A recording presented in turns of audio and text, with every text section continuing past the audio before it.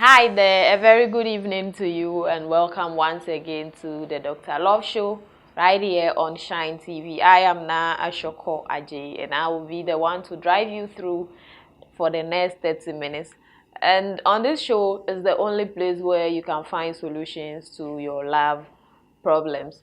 Proudly sponsored by Fredco Constructions Company Limited, Bueller's Collection, Apostle Felix Henry Dow of the Abundance Grace Apostolic Church, Tema Community 1. Welcome once again. If you just tuned in, this is the Dr. Love Show on Shine TV with Na Ashoko Aji. And as I always do, I have my love doctor in the person of Dr. Pastor Patrick Otrilati. And he's in the building. Let's give Pastor a high five. Hello.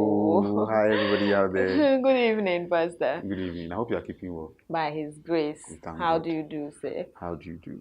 We give God the glory for grace.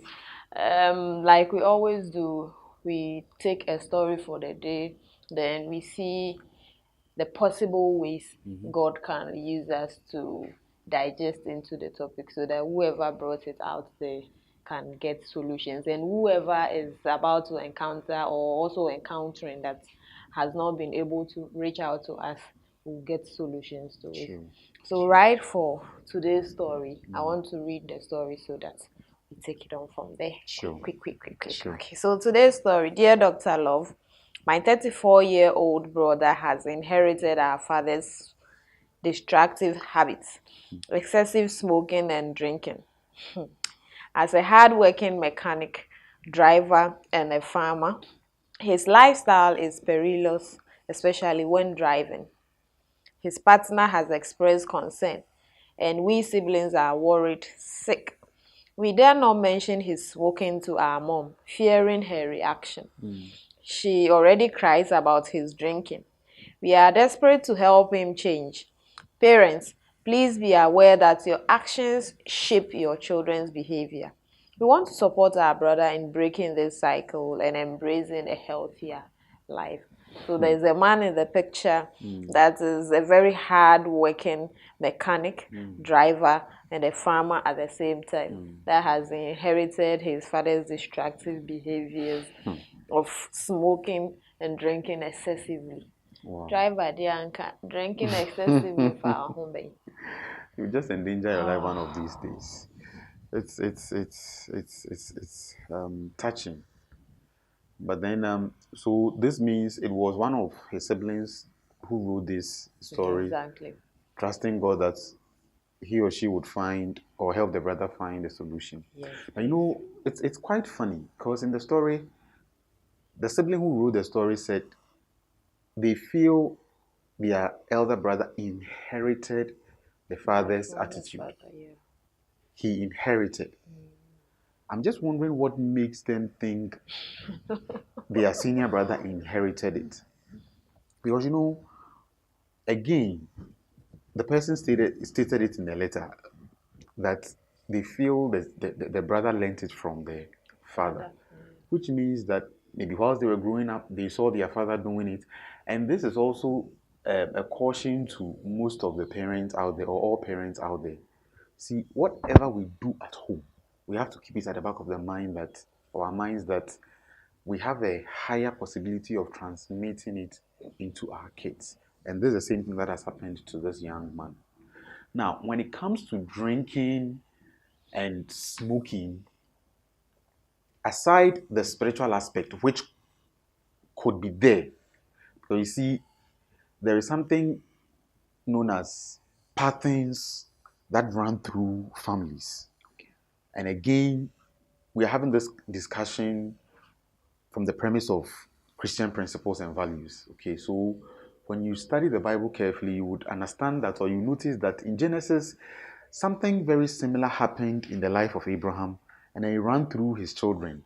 Isaac came, Jacob came, and then it was just running through just like that. Okay, so we have to also understand that aside the fact that it was habitual and the kids may have just, or the boy may have just picked it up from the father, there could also be the spiritual side to it. Okay. All right, so I would want to tackle it from two perspectives or from two angles. the spiritual side of it, and then also the other side where we would advise that they help the son or their brother get someone who would take him through therapy. Okay, with this one is a clear case of addiction.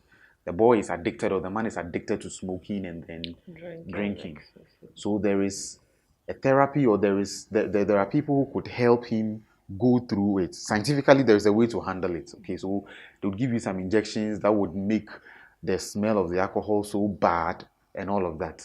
So they could To propose, you. yes, to you, the Okay. individual. When you're injected with that medication, when you smell or when you smell the scent of the alcohol, it would make you throw up and it will make you feel so uncomfortable. Okay. So by the time you go through various sessions or various doses of that medication, you would have lost appetite Interest for in it. that. Yes. Aside that, or that is one way they could help the brother handle or deal with that addiction. The other side too is the spiritual aspect. Okay. Okay. And with the spiritual aspect, once the father did it, well, I don't know the position of the young man, whether he's a firstborn, the first child, or I don't know, but it wasn't mentioned. But that aside, They stated that he's the elder brother, but okay, they so if don't he's the really elder, then it know. means that he is the first son of the father. Okay. So if we want to bring in the spiritual side of this whole thing, with him being the first son, then there is a clear indication that it is something that could run through firstborns or first male children in the In the family. family. And if it is authentic or if it is clearly indicative of the fact that he inherited it as a spiritual passage from the father to the boy, then they should make time, get somebody who would help them know what made this thing come to the family that has become an attitude with the firstborns. Because they didn't tell us the position of the father. If the father was also a firstborn, then it will be clearly be something that runs through all first male borns In the in the family. family. Okay, and with every family system, of course, we don't have to lose sight of the fact that there are traits that run through families or family systems, both spiritual and then physical. Okay, so they should help or they should find somebody, a pastor in this case, who would or who should be able to help them identify the cause of this thing that is running or that seems to be running through the family. If not, there is a high likelihood that this boy would also transfer it to his son and it will just be going through or going on in the family systems just like that. In that case, if it is not dealt with, it will just keep running through the family. And until someone steps up to break that pattern, it will continue from one generation to the other, to the other, to the other, to the other. Because normally what happens is most of these things, because our forefathers, our great great grandparents, and all of that, most of them were not privy to Christianity. Most of them were not exposed to Christianity. Some of them got themselves into covenant. Some of them got themselves into agreement with gods, stools, and all of that in exchange for certain things in the family. So maybe it could happen that their great great or their forefather entered into an agreement with a deity, apart from God, with one deity in the family in exchange for maybe long life, for wealth, for anything. Then in the long run, the innocent ones The will innocent come and descendants suffer. are those who will be suffering. And you It's see, really because serious. God respects boundaries when it comes to legalities in the spirit realm, once their forefather willingly went to exchange something for this drunkenness, this kind of addiction, and all of that, God may have to sit back and watch the thing run through the family until someone steps up and also enters or engages God at a higher level before that thing can get broken in the family. But like I said, if they don't take care, it will get transferred to their successive generations and it will just be going on and on and on and on. So the earlier they look into it, the better it will be for them. The earlier they look into it, the better it will be for them. It's really serious. So the Mm-hmm. other day I was hearing something like to work in a cold store or a cold room Mm-hmm. sort of. You should be drinking and smoking, and so some people have that in their minds that if I have to work here, then I have to do that. And most of them do that, but there are one or two that do not do that. What if Exactly. that is the situation on board? Because he's a hardworking Mm-hmm. driver, a mechanic, and a farmer Mm. all in one. Mm. What if he thinks or he feels that being hardworking, he needs some things to just boost his system, and then all of Mm. a sudden he becomes Well, addicted to them. with the argument you're raising in the first place, this would even make him ineffective. For instance, you're a driver, you get drunk, and then you sit behind the steering wheel. You're just endangering your life.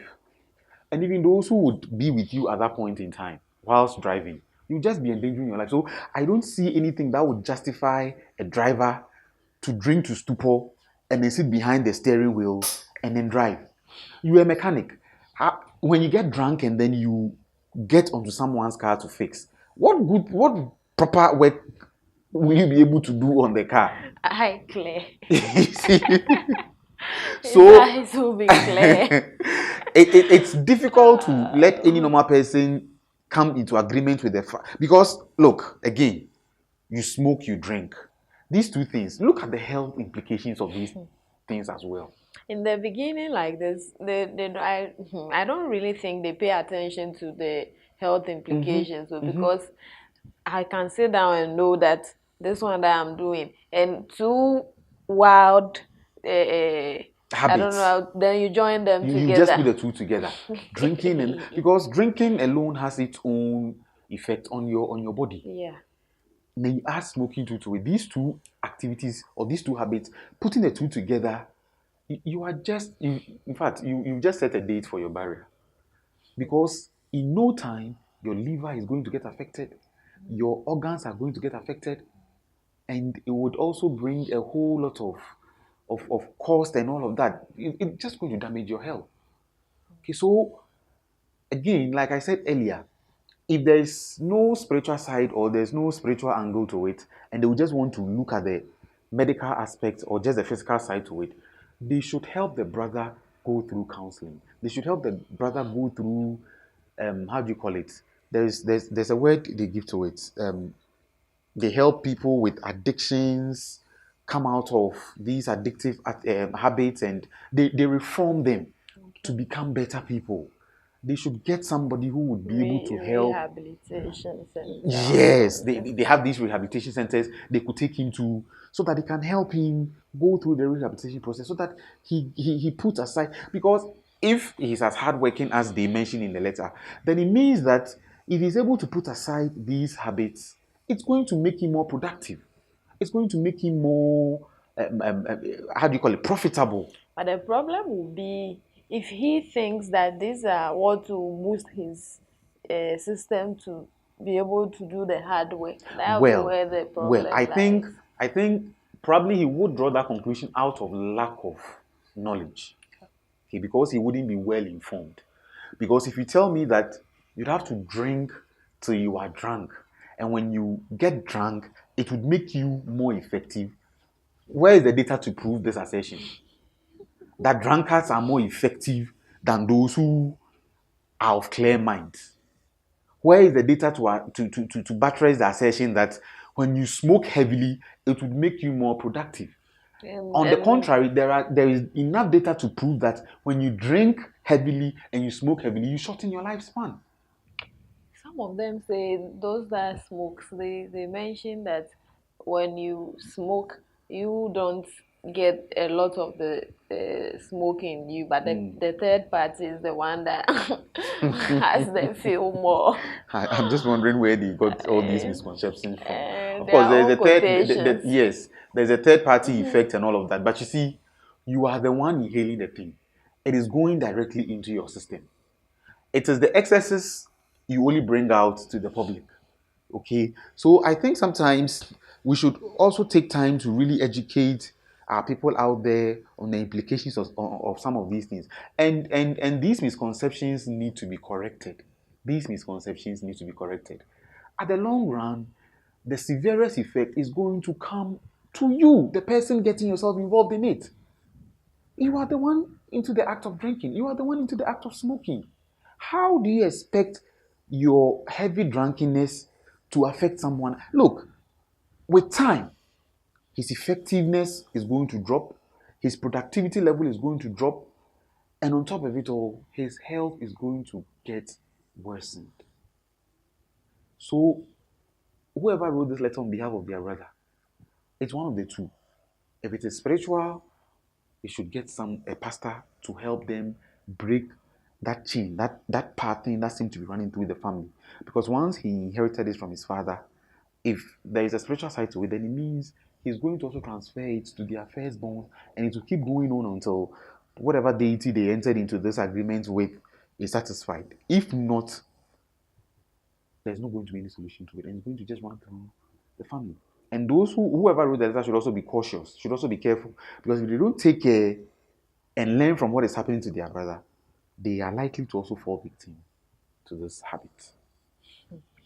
This is really serious. It's Like, very, very serious. It's very, very serious. hey, It's very serious. And you see, these habits are very addictive. It is yeah. very, I don't know how it's been designed. And sometimes, if you want to think about it critically, you may even end up, which I wouldn't be too wrong to, assign spiritual forces to this. Because normally anything that is addictive, most of the time when you get yourself into it and you want to come out, or when you finish doing it, you sit back and then you go like, I wish I didn't do this thing.